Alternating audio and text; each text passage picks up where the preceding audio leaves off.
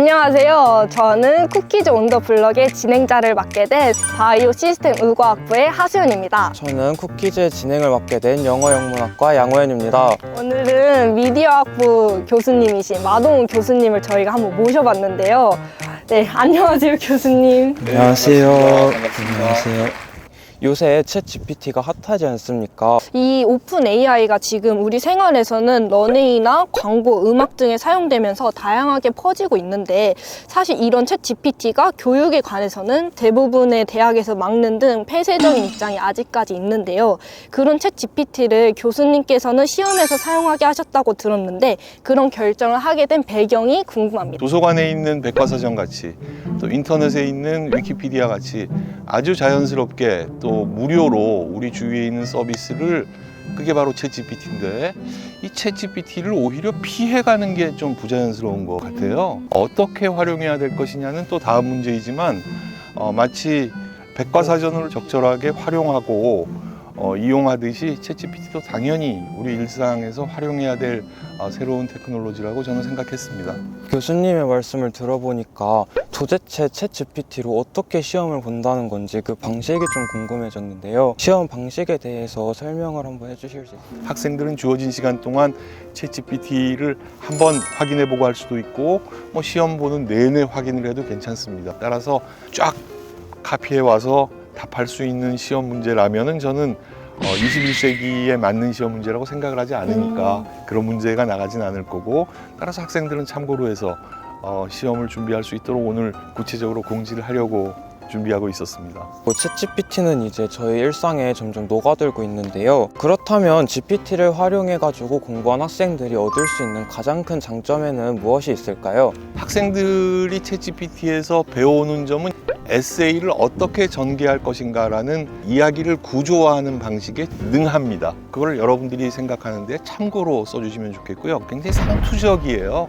상투적인 틀을 늘 활용하고 있어요. 그래서 새로운 게 별로 없어요. 그 다음에 일반적인 이야기들만 주로 해요. 제가 늘 교실에서 던지는 좀 창의적이고 비판적인 생각을 요구하는 질문을 주었을 때 챗GPT의 답이 무엇일까를 학점으로 한번 표기하면 어떨까요? 제가 많은 실험을 통해서 한번 해봤더니 C에서 C 플러스 이상의 점수가 나올 수가 없어요. 따라서 자신의 생각을 어떻게 투영해서 활용하느냐가 사실은 A 플러스 학점을 받는 비결이면 비결일 것 같다는 생각이에요. 역시 학점 이야기를 하니까 고개를 많이 끄덕이는군요. 네, 맞습니다. 오픈 AI 사용의 한계는 인정하고 수용할 부분은 수용하는 방향으로 굉장히 열려있는 수업 방식인 것 같은데요. 교수님은 얼리 어답터다운 모습을 보여주시고 있는 것 같아요. 평소에도 이런 새로운 기술에 혹시 관심이 많으신가요? 특히 미디어 전공을 하는 사람으로서 이거는 조금 사용을 유보하면서 좀 지켜봐야 되겠다 해서 좀 레이트 어답터를 했던 적도 있었습니다. 그렇지만 일반적으로 그거를 가장 먼저 체험해 갈 수 있도록 호기심이 가는 건 사실입니다. 저는 사실 아직도 그런 기술을 잘 따라가지 못하는데 MZ세대인 저희보다 그런 쪽에서 더 빨리 따라가시는 것 같으세요. 그렇지는 않은 것 같고요. 아마 챗GPT에 대해서도 여러분들이 더 잘 알 겁니다. 계속 교수님 말씀을 들어보니까 교수님께서 결국 중요시 하시는 건 이제 챗GPT를 적절히 활용하여 개인의 능력을 추가적인 역량으로 평가하시는 것 같은데 이런 역량을 끌어올리기 위해서 학생들과 소통도 매우 많이 하시는 편이라고 들었습니다. 챗GPT 이외에도 혹시 교수님께서 학생들과 있었던 재미난 에피소드들이 있었는지? 네, 학생들의 얼굴이 학부이건 대학원 클래스이건 가장 황당한 반응이 얼굴에 보여질 때가 제가 이런 이야기를 할 때입니다. 지금 여러분들이 읽고 있는 이 논문 혹은 이 책을 좀 비판적으로 바라봅시다. 혹은 조금 창의적으로 여러분 생각을 더 해보세요. Be critical 혹은 be creative라는 말을 하면 다들 볼펜을 들고 있다 볼펜 놓습니다. 비판적이고 창의적인 게 좋은 사고의 방식이라는 걸 모르는 게 아닌데 우리가 그 훈련을 받은 적이 맞아요. 많지 않습니다. 비판적, 창의적으로 사물을 보고 이야기를 한다는 것은 굉장히 어려운 일입니다. 너무 억지로 비판적, 창의적이 되려고 하지 말고 좀 자신감을 갖자. 그래서 학생들에게 좀 그런 방식으로 좀 격려를 해주고 생각을 좀 다양하게 가질 수 있도록 권장하고 있습니다. 전반적으로 교수님의 교육관을 잠시나마 들어볼 수 있었던 시간인데, 그럼 이제부터는 가상의 상황을 드릴 테니 교수님의 답변을 들어보도록 하겠습니다. 아유, 예, 재밌겠군요. 한번 물어봐 주시죠. 조금 가벼운 게임 느낌이니까 편하게 답변해 주시면 좋을 것 같습니다. 네, 만약에 게임 시작하겠습니다. 네, 첫 번째 질문 제가 드리겠습니다. 수업 때 매번 출석하고 열심히 듣는데 챗GPT를 너무 많이 긁어온 학생 vs 수업은 맨날 자체 공강이라 결석인데 챗GPT는 적절히 사용해서 과제를 정말 잘한 학생. 어떤 학생에게 더 좋은 점수를 주실 것 같으신가요? 이야, 그거 어려운 문제네요. 예.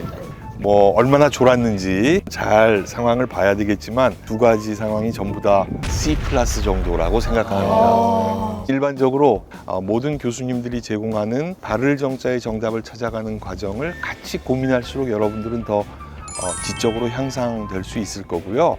또한 정답을 만들 때 챗GPT를 어떻게 활용했느냐가 저는 중요하다고 말했으니까 그 두 가지를 잘 봐야 되겠지만 일반적으로 좀 전에 얘기한 거로는 B 이상 학점이 가기가 둘 다 힘들 것 같은데요. 쉽지 않은데. 답변 받기 쉽지 않네요, 이제 진짜. 수강 신청 드랍 많이 하겠습니다. 그렇다면 제가 두 번째 질문을 드려보도록 하겠습니다. 만약 교수님께서 다시 학부생 시절로 돌아갔는데 교수님만 챗 GPT를 알고 계신다면 이를 과제에 활용하실 건가요? 적절하게 당연히 활용하겠죠. 근데 카피 페이스트 할 것 같지는 않습니다. 그렇지만 참고의 자료로 활용하는 것은 할 것 같아요. 누군가가 내가 가지고 있는 궁금증에 대한 답이 맞건 안 맞건 간에 제공해 준다라는 것은 굉장히 재밌잖아요. 우리 교실에서 누가 학생들이 질문을 하건 이야기를 하건 발표를 하건 귀담아 듣지 않습니까? 그런 차원에서 귀담아 들을 것 같지만 그걸 그렇게 싹 복사해서 쓴다고 좋은 학점이 나올 것 같지는 않아서 참고는 할 것 같아요. 혹시 그러면 그거를 이제 다른 학우나 동기들한테도 공유해 주실 의향이 있으신가요? 예. 일단 저 혼자 좀 활용해 보고, 네, 그 다음에 아주 가까운 친구들한테는 귓속말로 딱 전달해주고 싶은데요. 그런데 아마 금방 전달되겠죠. 네, 세 번째 질문 제가 드리도록 하겠습니다. 대학생 시절로 돌아가서 대학원생 시절까지 다시 거치기 vs 지금 교수님의 삶. 둘 중에 어떤 걸 고르실지 궁금합니다.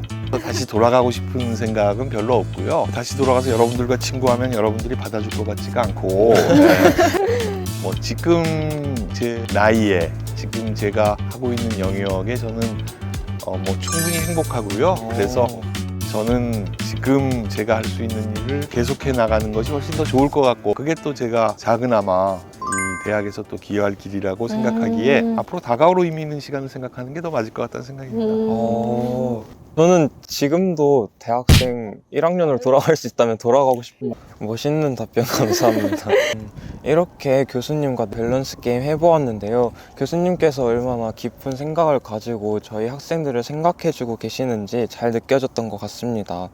아까 말씀드린 것처럼 되게 트렌디하고 또 얼리 어답터적인 모습을 보여주시는데 교수님의 학부 시절 또 굉장히 남달랐을 것 같아요. 그렇다면 교수님께서 이제 대학 생활에 있으셨던 일들에 대해서 궁금한데 혹시 그 당시에 미팅이나 소개팅 아니면은 재미있었던 수업 아니면 기억에 남는 교수님이 있으셨는지 궁금해요.